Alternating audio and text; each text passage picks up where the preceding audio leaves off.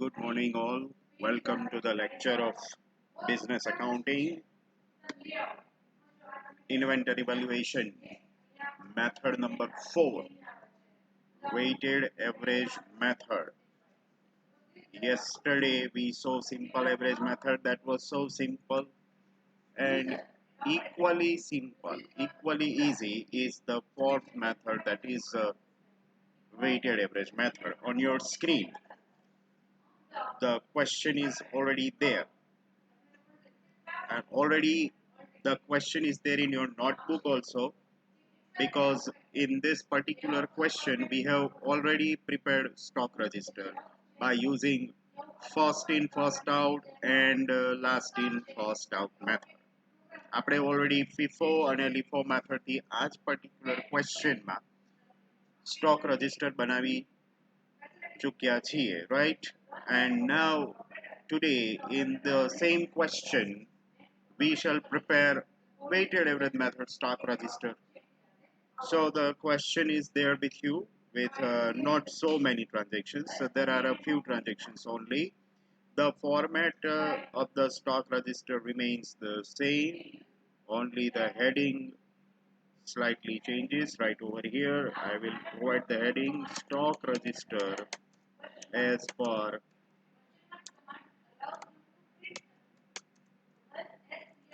weighted average method.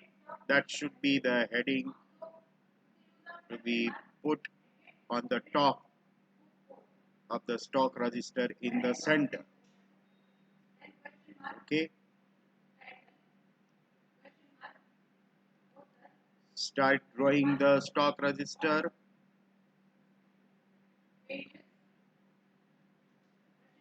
I have already kept it ready. Now I am beginning with the entries. It starts with opening stock 150 into 20, and the date is 1st of March. You know that opening stock 1st of March shall be put in the balance column. Opening stock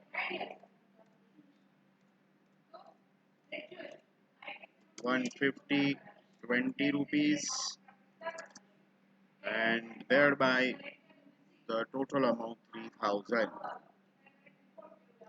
જેવી રીતે આપણે simple એવરેજમાં હતું કે જ્યારે જ્યારે purchase થાય ત્યારે ત્યારે આપણે એવરેજ ફાઇન્ડ કરતા હતા, એવી જ રીતે વેઇટેડ એવરેજમાં પણ જ્યારે જ્યારે પરચેસ થશે ત્યારે ત્યારે આપણે ન્યૂ એવરેજ ફાઇન્ડ કરીશું, right? By the way, the second transaction is taking place on 3rd of March. Issue is there of 60 kgs. 3rd of March, issue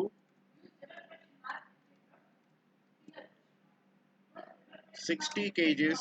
We have one stock that is at the rate of 20, and thereby amount arrives at 1200. What about the remaining stock? 150 kgs minus 60 kgs. We are left with 90 kgs at 20 rupees per kg, and thereby the total amount stands at 1800. Next transaction is on 9th of March. Purchase 200 into 22. 9th of March, purchase receipts માં મૂકીએ છીએ 222. So 4400, it is 200 into 22, right? Issue માં આપણે dash મૂકીએ. હવે જુઓ, weighted average મેથડમાં બે ટોટલ કરવાના, ક્વોન્ટિટીનો ટોટલ કરવાનો અને અમાઉન્ટનો પણ ટોટલ કરી દેવાનો. તો ક્વોન્ટિટીનો જુઓ, previous quantity plus new quantity. Previous quantity 90 અને ન્યૂ ક્વોન્ટિટી 200. સો ટોટલ ક્વોન્ટિટી 290. હવે અમાઉન્ટ નો ટોટલ કરવાનો, રેટ નો ટોટલ નથી કરવાનો, અમાઉન્ટ નો ટોટલ કરવાનો છે. પ્રીવિયસ અમાઉન્ટ 1800 અને ન્યૂ અમાઉન્ટ આવે 4400. સો 1800 plus 4400, that will be 6200. એને અમાઉન્ટ ના કોલમમાં મૂકી દેવાની. હવે આ બેનું ડિવિઝન લેવાનું. 6200 divided by 290, thereby the rate arrives at 21.38. 21.38. બસ આટલું કરવાનું હોય. એટલે ક્વોન્ટિટી અને અમાઉન્ટ બેયના ટોટલ આપણે કરીએ છીએ. અહીંયા આગળ નીચે આપણે કેલ્ક્યુલેશન બતાવી દઈએ. 9th of March. 9th of માર્ચમાં આપણે કઈ રીતે કરેલું તો કે 6200 ડિવાઇડેડ બાય 290 કરી અને આપણે અમાઉન્ટ ડિટરમાઇન કરી છે 21.38. So you know the difference between simple average and weighted average. Simple average માં એવું કરતા હતા આપણે ક્વોન્ટિટી નો ટોટલ કરતા હતા, અમાઉન્ટ નો ટોટલ નહોતા કરતા, પણ રેટ નો ટોટલ કરીને લેતા હતા. રેટ બે એડ કરીને ડિવાઇડેડ બાય 2 કરતા હતા. એની જગ્યાએ આ વખતે અમાઉન્ટ નો ટોટલ કરી અને અમાઉન્ટ ડિવાઇડેડ બાય ક્વોન્ટિટી કરીએ છીએ, right? So this is also quite a simple calculation, not that much complicated. Every time whenever there is a new purchase, you will do the same.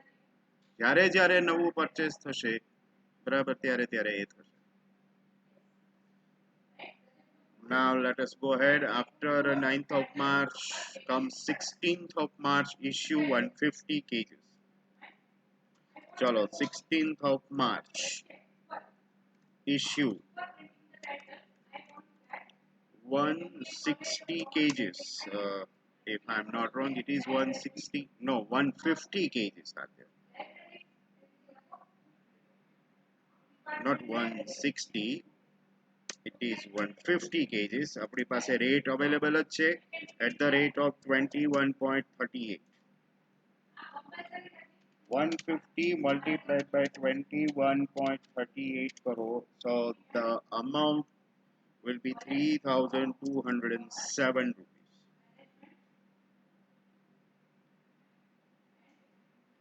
Right?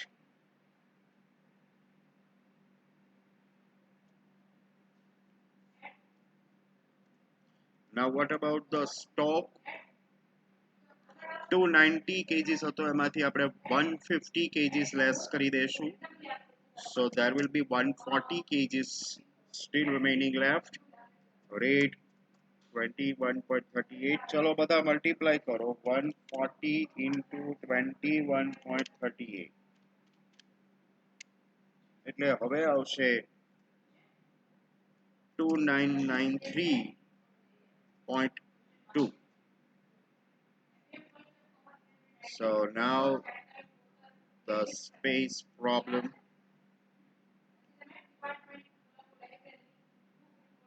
slightly less. તમને તો મોબાઈલની screen rotate કરો ને આડો કરી નાખો એટલે ચાલશે.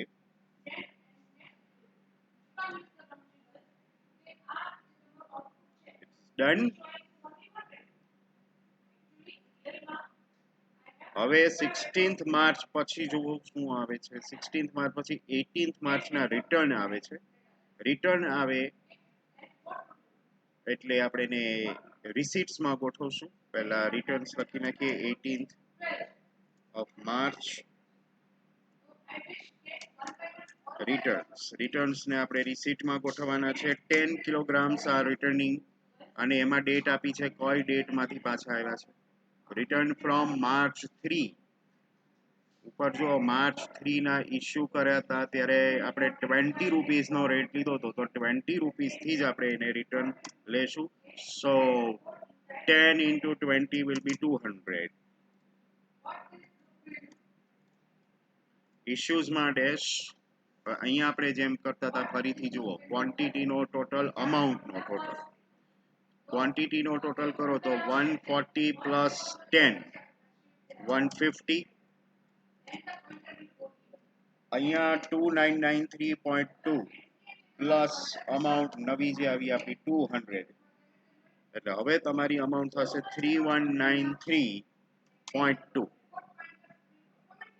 હવે આ બેનું ડિવિઝન લે 3193.2 ડિવાઇડેડ બાય 150 એટલે હવે આ રેટ વચ્ચે જે છે એ બદલાશે ઇટ વિલ બી 21.29 એનું કેલ્ક્યુલેશન અહીંયા નીચે બતાવી દઈએ આપણે 3193.2 એના ડિવાઇડેડ બાય આપણે ક્વોન્ટિટી કરી હતી 150 એટલે આપણને 21.288 મળે છે આ રીતે અને એટલે આપણે રાઉન્ડ ઓફ કરીને 21.29 એ કરેલા છે તમે 21.288 રાખવા હોય 3 ડિજિટ સુધી રાખવા હોય તો રાખી શકો છો that does not matter right તમે રાખી શકો છો અને રાઉન્ડ ઓફ કરવું હોય તો 21.29 કરી દો તો બી ચાલે that will not make a huge difference ચાલો તો આપણે 18th નું ટ્રાન્ઝેક્શન રેકોર્ડ કરી લીધું છે after 18th comes 21st of March okay purchase on 21st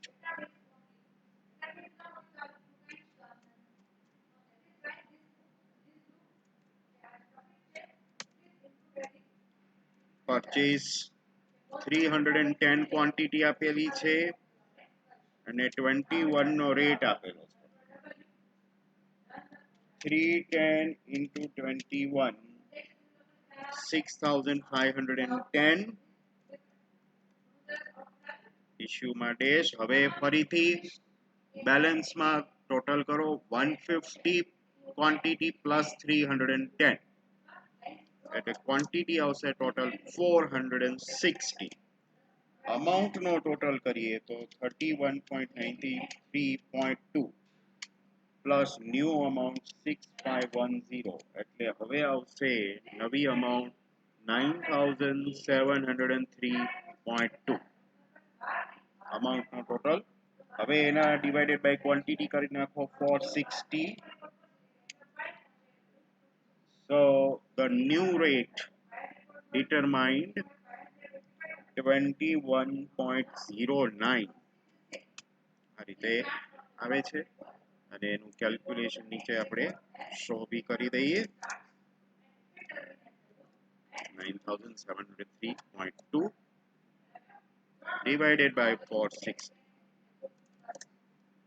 એટલે 21.09 આવે છે પાર્ટ ઓફ વર્કિંગ નોટ્સ તમારે જેટલી વાર તમે ન્યૂ રેટ કેલ્ક્યુલેટ કરો you must show it right so purchases are entered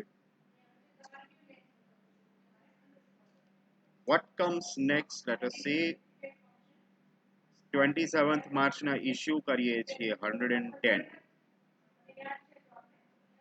next entry 27th of March issue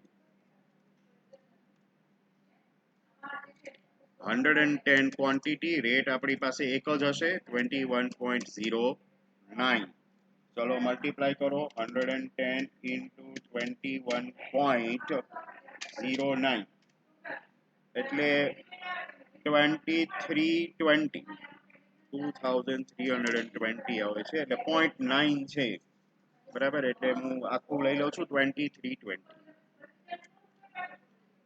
stock કેટલો લેશો હવે 460 છે એમાંથી 110 નીકળી જાય છે એટલે હવે વધશે 350 kilograms into 21.09 ચલો મલ્ટીપ્લાય કરો 7381.5 તમારે 7382 કરવા હોય 0.5 છે એટલે કરી શકો તો ચાલે અને હવે ટેબલ પૂરું ટેબલના ટ્રાન્ઝેક્શન્સ પૂરા. નીચે છે shortage of 5 kilograms on March 30. Shortage ને તમને ખબર જ છે, આપણે ઇશ્યુ તરીકે જ કન્સિડર કરીએ છીએ. ઇશ્યુના કોલમમાં મૂકીએ 5 kilograms into 21.09. rate continues. 5 multiplied by 21.09 એટલે એ આવશે 105.45. 105.45. 345 નો સ્ટોક વધે છે.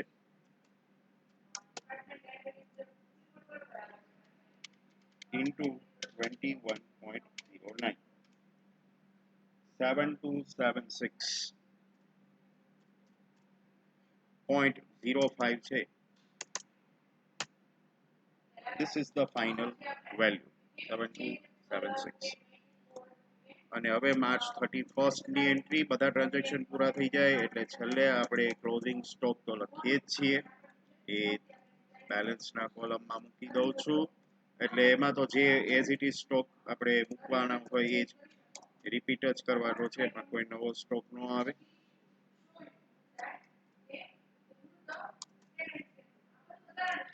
Stock is finally done.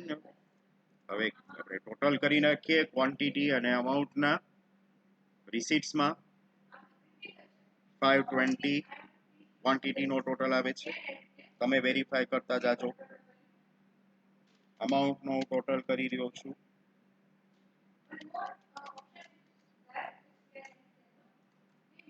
11,110. હવે હું આવું છું ઇશ્યુઝમાં.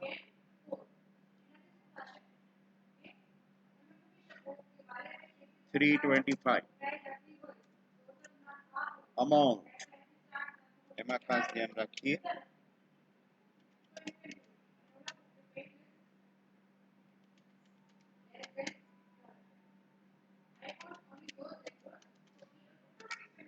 So the total is 6,832.45. અને છેલ્લામાં તો છેલ્લી જે ક્લોઝિંગ સ્ટોકની એન્ટ્રી હોય એનો એ ટોટલ આવે.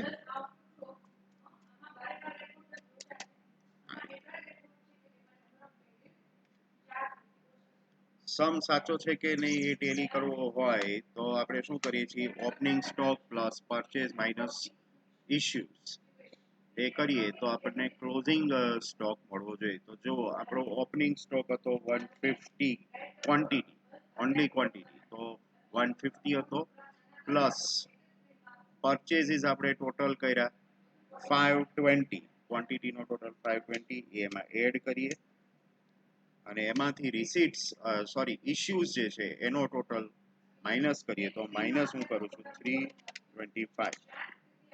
એટલે 345 ફાઇનલ આન્સર આવશે અને એ આપણી સામે છે.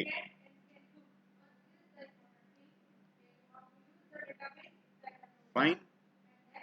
તો આ છે તમારું વેઇટેડ એવરેજ મેથડ પ્રમાણેનું સ્ટોક રજિસ્ટર. આ સંભાવનાનો થાય, બરાબર. જેટલી લાઈનમાં સિમ્પલ એવરેજ મેથડ થાય એટલી જ લાઇન્સમાં વેઇટેડ એવરેજ મેથડનો સમ થાય, બરાબર. Quite short as compared to FIFO and LIFO method. Alright. તો અહીંયા આગળ તમારી આ ચોથી મેથડ પૂરી થાય છે. આવતીકાલે હજુ એક લેક્ચર આવશે આપણા અકાઉન્ટ્સનો. એમાં આપણે નવું ચેપ્ટર સ્ટાર્ટ નથી કરવું. That will be part of next week's lecture. So tomorrow we will revise the chapter, right? આખું ચેપ્ટર આપણે ફરીથી આવતીકાલે રિવાઇઝ કરી જઈશું. હું તમને એક સમ આપીશ અને તમારે જે છે એ સમમાં મેથડ્સ યુઝ કરવાની થશે અને આન્સર્સ જે છે એ ટેલી કરવાના થશે. Okay, so refer all the sums that we have done so far today, and I will see you all tomorrow.